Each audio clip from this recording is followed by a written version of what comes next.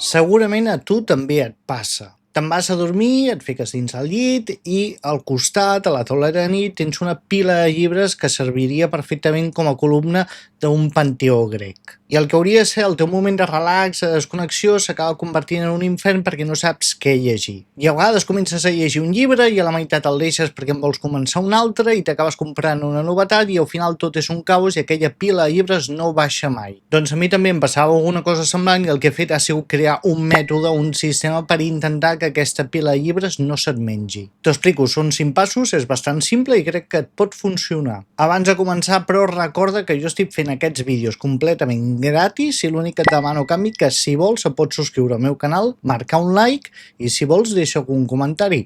Jo faig un vídeo, tu deixes un like.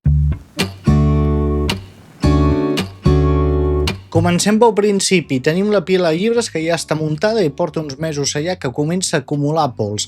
El primer que hem de fer és fer una mica de neteja. N'estic segur que tots els llibres que tens allà t'agradaran molt i de més, però siguem pràctics. Hem d'intentar eliminar els que veiem que no llegiràs properament. I és per això que et demano que si en tens 10, doncs ho deixis a 1/3. Per exemple, de 10 en deixes només 3, per exemple. O si en tens, jo què sé, 6, els deixis només a 2. Que aquesta regla va acompanyada d'una altra regla que seria la regla de si ha passat més d'un any i no s'ha mogut d'allà, treu-lo. No et dic que el tiris a la bessura, però guarda-lo al prestatge. Allà no molesta i no tindràs tant de caos visual damunt la teva tauleta de nit. Segon punt, llegeix pel que et vingui de gust. A vegades quan tenim una pila de llibres el que fem és, per no estressar-nos més, intentar seguir un ordre, del més vell al més nou o al revés, sigui com sigui.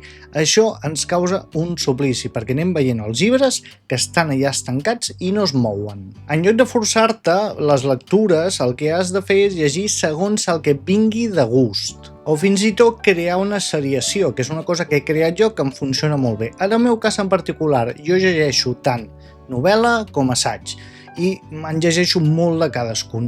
El que he fet és obligar-me a fer-ho saltejat. Si he fet una novel·la, el següent serà un assaig i el següent una novel·la. I així vaig fent rotació de temes i no em canso i la lectura és més amena. Però tu pots fer de diferents maneres. Jo què sé, si no vols fer per temàtiques, pots fer per tipus de gruix. Un de gruixut, un de prim. Un de gruixut, un de prim. O ara relats, ara còmic, ara novel·la i ara assaig. Són idees. Un altre punt interessant són fer-te reptes. És tan fàcil com agafar la mitjana lectura que tens cada dia. Jo què sé, li dediques una lectura que llegeixes entre 50 i 100 pàgines, més o menys, depèn de la persona, depèn de l'estressat que vagis.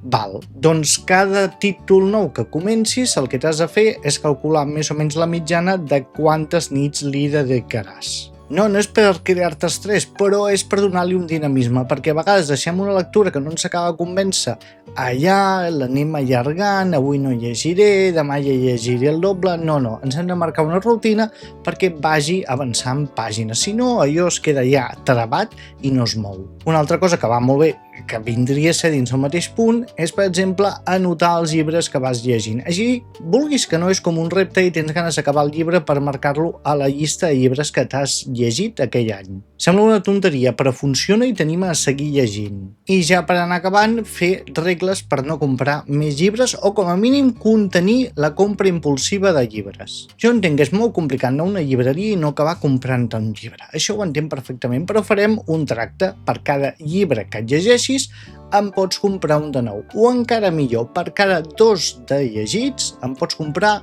un de nou. A més que el que hauries de fer, i també és molt recomanable, és anar a la biblioteca. A les biblioteques actualment tenen totes les novetats, estan molt actualitzades i és un bon lloc per agafar llibres que, 1, tens un temps marcat per llegir-te'l i 2, quan l'acabis no te l'has de quedar a casa. Perquè no ens enganyem, sí que hi ha llibres que llegim una i una altra vegada, però normalment els llibres els llegim una vegada i es queden allà encallats al prestatge. O sigui que ja saps, intenta agafar tot el que puguis a la biblioteca o llibres que et deixin els teus companys, amics, el que sigui, i intenta evitar comprar tants de llibres, que sé que és complicat. Així doncs que marca't com a mínim un mes a l'any que serà el mes que no compraràs llibres. Jo què sé, l'octubre, el mes que no compraré cap llibre. Si m'ho regalen és un altre tema. Doncs ja veus, amb tots aquests consells espero que t'ajudi a baixar la teva pila de llibres, que és complicat, ho sé, perquè la cultura sempre és bona, però escolta, és que no tenim espai a casa. I anar a dormir i veure aquella pila que et fa ombra a la cara no senta gaire bé. T'estressa per anar a dormir. I ja saps, si t'ha agradat, subscriu-te al canal, marca que t'ha agradat el vídeo i deixa algun comentari, que no costa res. Ens veiem ben aviat.